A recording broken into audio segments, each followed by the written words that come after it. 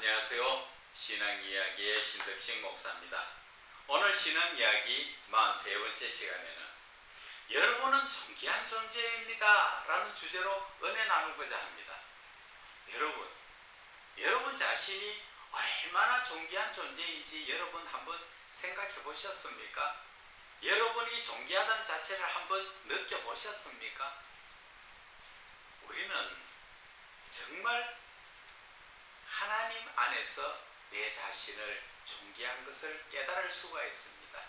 하나님을 믿지 않으면 자기 자신이 얼마나 존귀하다는 자체를 알 수가 없습니다. 하나님은 이 세상을 지으시기 전에 저와 여러분을 이미 생각을 하셨고 택하셔서 이 땅을 지으시고 그 순서에 맞도록 태어나도록 하신 것입니다. 그것부터 존귀하지 않습니까? 그 존귀하다는 그 자체의 근원은 우리가 눈에 보이지 않지만 그 하나님을 닮았다는 것입니다. 성경에 보면은 하나님은 말씀하시기를 창세기 1장 26절에 우리의 모양과 우리의 형상을 따라 사람을 만들자 그렇게 말씀하시는 것을 볼 수가 있습니다. 그래서 우리의 모습이라는 것은 바로 저와 여러분의 모습이 하나님의 모습과 닮았다는 것입니다. 제가 말씀드리고 싶은 것은 외모를 이야기하는 것이 아닙니다. 하나님의 그 성품도 우리가 닮았다는 것을 이야기하는 것입니다. 하나님의 모습을 닮고 하나님의 성품을 닮았다는 것은 여러분 정말 놀랍고 놀라운 그러한 축복이지 않습니까? 그런 내라는 자체가 얼마나 존귀한 존재인가 하는 것입니다. 다만 사단 마귀는 우리를 귀어둡고 눈어둡게 만들어서 마음이 둔하게 만들어서 내가 하나님을 닮은 자인 것을 생각도 못하게 하고 기억도 못하게 하고 그러한 성품으로 살아가지 못하도록 사단 마귀는 막고 있다는 것을 우리는 깨달아야 됩니다. 어디에서? 예수를 믿음으로 말미암아. 여러분 이제 여러분들이 얼마나 복받은 자인지 이해가 가십니까? 저와 여러분 복의 복이 아니라 엄청난 말로 표현할 수 없는 그런 복을 받은 자들입니다. 그렇기 때문에 저와 여러분들이 아주 존귀하고 존귀한 존재인 것입니다. 그런데 우리가 이렇게 존귀한 자다운 삶을 살고 있느냐 하는 것이 제가 오늘 드리고 싶은 말씀인 것이에요. 여러분, 저와 여러분은 존귀한데 존귀한 자다운 삶을 삽니까? 우리가 다른 말로 이해를 하기 돕기 위해서 말씀을 드리자면 왕의 아들인 왕자가 왕자다운 삶을 살 때는 그 권능 앞에 모두가 머리를 조아리지. 그런데 만약에 그 왕자가 왕자다운 삶을 살지 못하고 나와서 시장 잡배들과 같이 그래 산다면 누가 그를 존경하겠습니까? 저와 여러분의 모습이 그렇다는 것이죠. 우리는 하나님의 자녀되는 권세를 받았습니다. 하나님의 외모나 성품까지도 하나님을 닮았습니다. 그런 나의 존재 가치를 놓쳐버리고 사단이 주는 세상에 썩어 없어질 것에 목숨을 걸고 거기에 매달려 산다면 존귀한 존재일까요? 아니면 멸망할 짐승 같은 존재일까요? 우리는 그것을 잘 돌아봐야 합니다. 인간답게 살려면 우리가 보배롭고 존귀한 존재같이 살려면 첫째는 우리는 잘못을 시인하고 회개해야 됩니다. 하나님을 믿지 못한 죄, 세상에서 거짓을 말한 죄, 세상에서 내가 사람들과의 관계에서 나의 유익을 위해서 남을 해롭게 한 그 모든 죄에 대해서 우리는 시인을 해야 됩니다. 회개해야 되는 것입니다. 그래야 우리는 하나님의 형상을 닮은 사람답게 살 수 있는 것입니다. 그리고 우리는 하나님으로부터 태어난 자로서 하나님을 믿어야 됩니다. 그리고 하나님으로 말씀으로부터 내 자신을 돌아봐야 됩니다. 우리는 늘 예수를 믿는 자로서 하나님의 말씀을 귀에 못이 받도록 듣지만 내 가슴에는 전혀 그 말씀이 작용하지 못하고 있다는 것을 깨달아야 됩니다. 하나님의 말씀에 비추어서 내 가슴을 한번 찔러보세요. 진정하게 바르게 찌르면 회개할 것밖에 없고 용서 구할 것밖에 없고 내가 바로 죄인이었구나 하는 것을 시인하게 되는 그러한 모습이 깨달아지는 것입니다. 그리고 우리가 하나님 안에서 산다면 우리는 하나님의 말씀에 따라 남을 위한 사랑을 해야 하는 것입니다.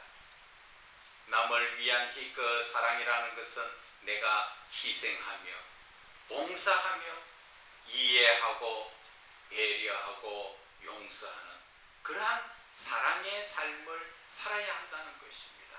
이것이 바로 인간다운 삶이요, 이것이 바로 그리스도인다운 삶이라는 것입니다. 여러분, 아직까지도 주여 주여 아버지 하면서 기도하면서 남이 잘 되는 것, 남이 잘못한 것을 용서하지 못하고 그것을 꼭 내가 꼬집어서 그를 갈구려고 한다는 것, 그런 생각 자체가 하나님의 자녀가 아니죠. 용서를 알지 못하는 자는 믿지 않는 자들이죠.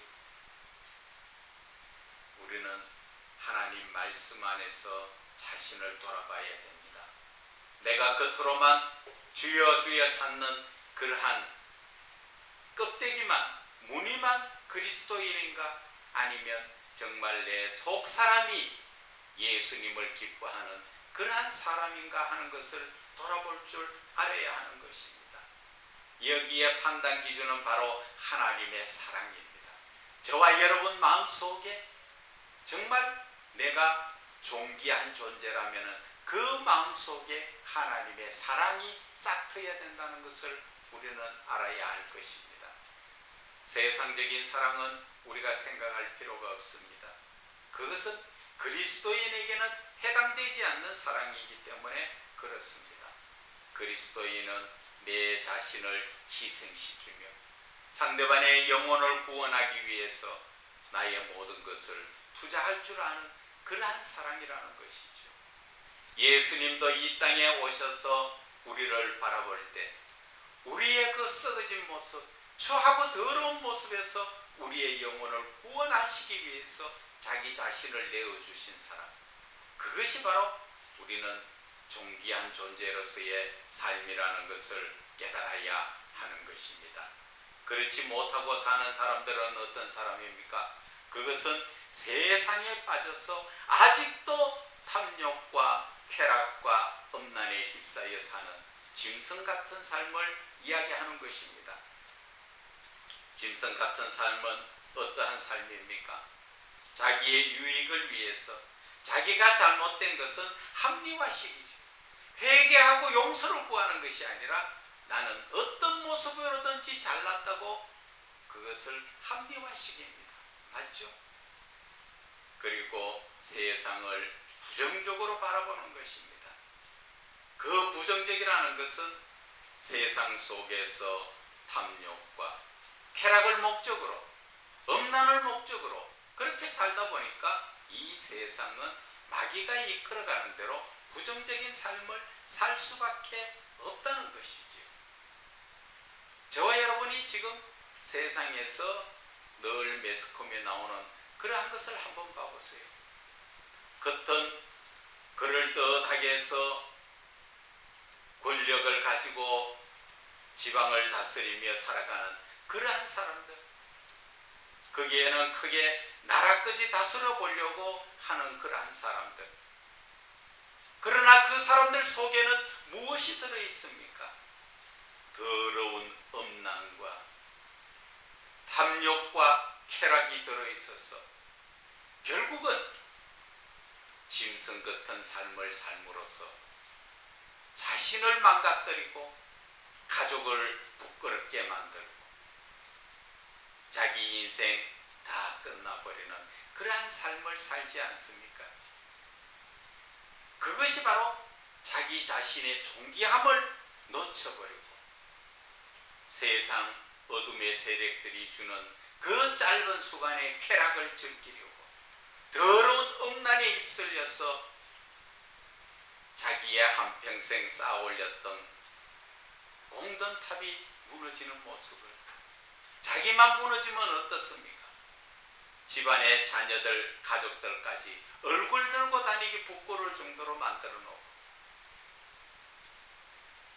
그래도 그것을 추종하는 자들은 또 잘했다고 합리화를 하지요. 잘못을 시인할 줄 아는 것이 존귀한 자들이에요. 잘못을 포장하는 자들은 그것은 짐승과 같은 그런 자들입니다. 하나님 앞에서는 지금 당장에는 모든 것이 포장되어 넘어가는 것 같지만 하나님은 끝까지 그 심판대 앞에 그들을 세우는 것입니다. 이 땅에서의 심판을 받지 못하면 하나님 앞에 가서도 심판을 받게 되어 있는 것입니다. 우리가 살아가는 삶 속에서 지금 많은 존귀한 자들이 존귀한 삶을 살지 못하는 부분이 어디에서 제일 많이 드러납니까? 권력에서 나타나죠. 서로가 권력을 쥐고 휘두르기 위해서 국민들의 눈을 감기고 어떻게든 국민의 삶의 미래를 바라보는 것이 아니라 임시 권력을 잡기 위해서 국민을 이용하는 그러한 잘못된 악질 속에서 살아가고 있지만 그 사람들이 영원히 심판받지 않을 것 같습니까? 천만의 말씀입니다. 심판을 빨리 받는 사람은 그 자리에 앉아서도 심판을 받고 그 자리를 물러나서도 심판을 받고 죽어서도 심판을 받고 그들은 심판을 받는 것입니다. 우리는 저와 여러분이 존귀한 자입니다. 이제 그리스도인다운 삶을 살아야 됩니다. 그리스도인이 어디 가서 잘못하면 대반 매스컴에 나옵니다. 타종교에서 잘못했는데 매스컴 얼마나 나옵니까? 그만큼 우리 기독교인은 믿지 않는 자들에게 타케지대가 있다는 것입니다. 왜? 그 믿는 것이 올바르기 때문에. 그래서 그 올바른 믿음을 향하여서 너도 나도 이단이 생기고 사이비가 생긴다는 것도 알아야 하는 것입니다. 다시 한번 말씀드리면 저와 여러분은 아주 존귀한 존재라는 것을 말씀을 드리겠습니다. 그것은 바로 첫째, 하나님 손에 지음을 받은 우리는 피조물이라는 것이지요. 하나님 손으로 직접 만들어서 우리를 생명으로 생명을 주신 그러한 하나님 손에 우리가 있었다는 것이 우리는 존귀한 존재라는 것입니다. 두 번째, 우리는 하나님의 형상을 닮았다는 것입니다. 여기에 형상은 외모도 이야기하지만 성품을 이야기합니다. 하나님의 거룩하신 성품 우리가 받았죠. 내가 거룩하니 너희도 거룩하라 하나님 말씀하셨지 않습니까? 그래서 우리는 하나님의 거룩하심을 따라서 나도 거룩한 그러한 존재라는 것을 깨달아야 하는 것입니다. 그리고 한 가지 중요한 것은 세 번째, 하나님이 함께 하신다는 것입니다. 하나님께서 왜 우리와 함께 하실까요? 그것은 처음부터 하나님이 하나님의 형상대로 지으셨고 하나님의 성품을 주신 것은 결국 하나님은 우리와 함께 하시는 목적이 있기 때문에 하나님께서 우리를 존귀한 존재로 지으셨다는 것입니다. 그래서 그 증거로 하나님은 네 번째 우리를 자녀 삼아 주셨다는 것입니다. 그래서 요한계시록 21장 7절에도 말씀하시죠. 이기는 자는 나는 그의 하나님이 되고 그는 나의 아들이 되리라. 생명수 샘물을 주신다고 말씀하셨죠. 하나님의 이 원래 창조의 목적의 결과가 하나님과 함께하는 것이죠.